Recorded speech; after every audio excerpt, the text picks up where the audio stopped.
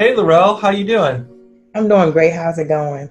It's going well, all things considered. I know we've been talking about having this conversation for a long time, and for folks that are just watching this video and might not be familiar with Laurel or myself, my name's Pat Sheridan. I'm co-founder and managing partner at Modus Create. We're a digital consulting agency that helps firms reshift their business to the digital economy. And this year, we're really excited to announce our Entrepreneur in Residence for 2020. This is a new program at Modus.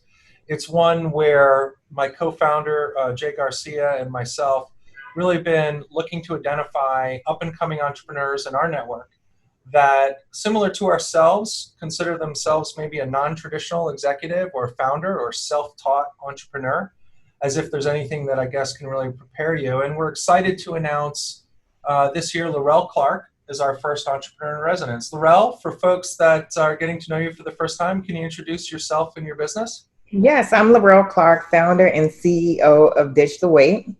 Ditch the Wait is a delivery platform that connects wholesale distributors and retail vendors to train delivery drivers using an advanced delivery system.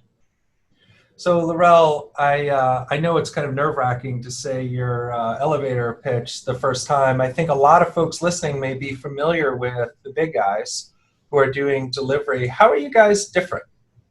So I would say our competitive advantage to some of the larger delivery platforms is that we're small and local. And to that effect, we actually are more engaged and familiar with the concerns, goals, and needs of our partners. And so we're able to go in, hear from them on what it is that they're looking for, and actually meet those needs directly. In addition, we know that our drivers are actually the force behind this business. And so with that being said, we pay our drivers a guaranteed hourly wage and we offer them a pre-planned delivery schedule. So I think that's some really powerful stuff in there. And one of the things that really attracted us to working with you as an entrepreneur is, you're taking a very human-centric model approach to really learning and discovering the business. Can you talk a little bit about that journey that kind of led you to this idea and the folks that you talked to and what you learned?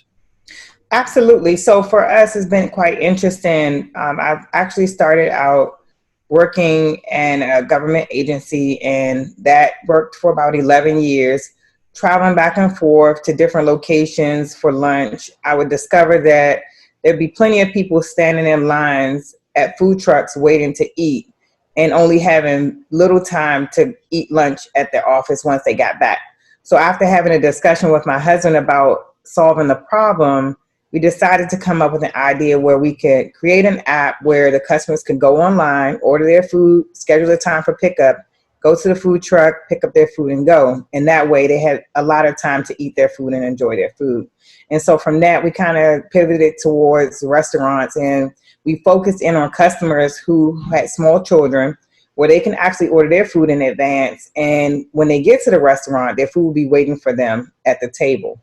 And so after speaking to about 1,000, 1,500 different restaurants, found out exactly what it is that they needed, we discovered that delivery was something that they actually needed. And so we pivoted towards the delivery industry.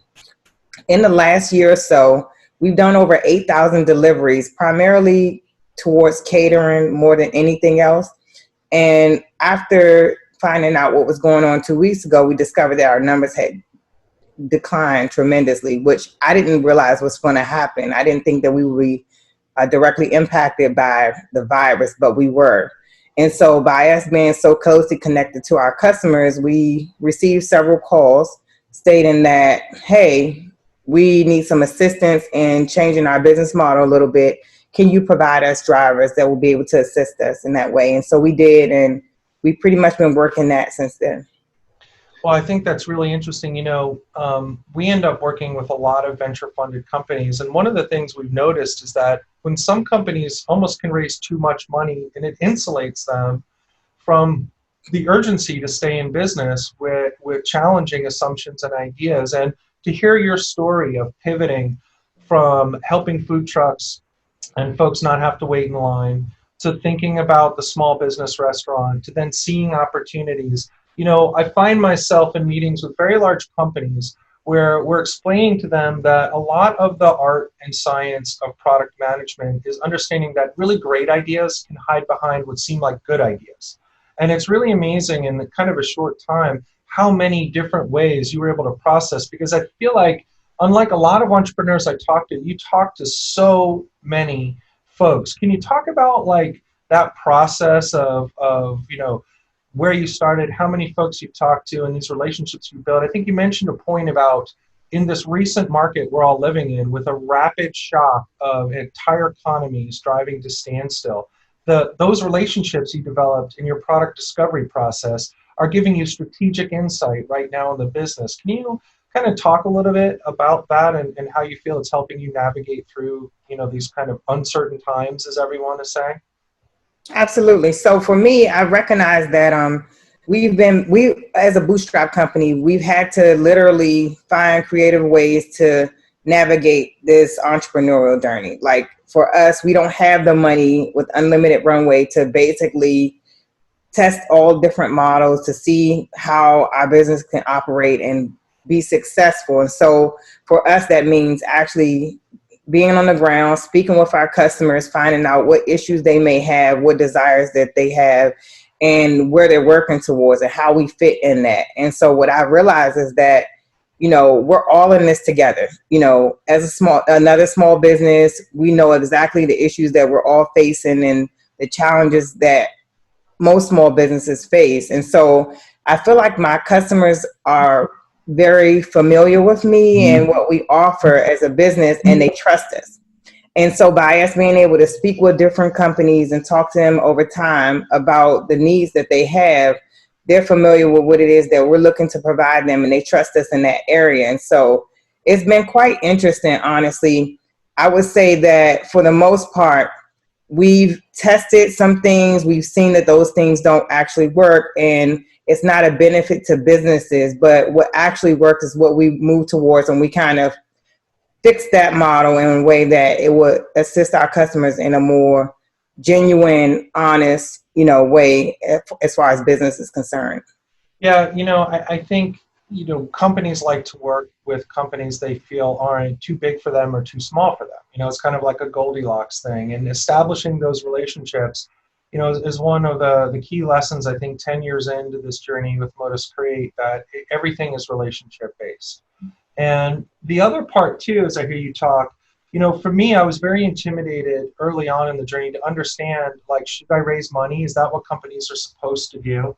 And that's one of the things that, I'm excited, as we move forward in this year together, to get you connected to folks in our network, and I hope many of those folks are watching here, to really understand how to develop your thesis in should you raise some money to accelerate some of your efforts.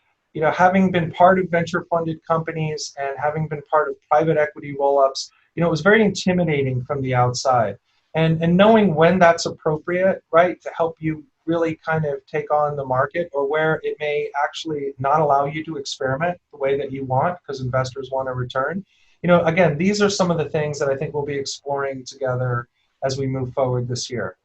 So look, as we kind of land the plane here on our first conversation, I really want to encourage people to connect with Laurel on LinkedIn. I guess we'll post a link to your website somewhere, to subscribe to this video on our channel. Laurel's going to be doing check-ins as she works with folks from our strategy, customer experience, agile cloud teams to evaluate her growth of her platform, but also to really engage with folks that are in my network and Jay's network and in our broader DC Tech community to really help bring up a new member of the team and help her and her business be successful. So with that, Laurel, I'll say, we're managing in days and minutes and hours more so than months and quarters and years. I think you've got some great advice that you've put out there in terms of leveraging relationships of your customers.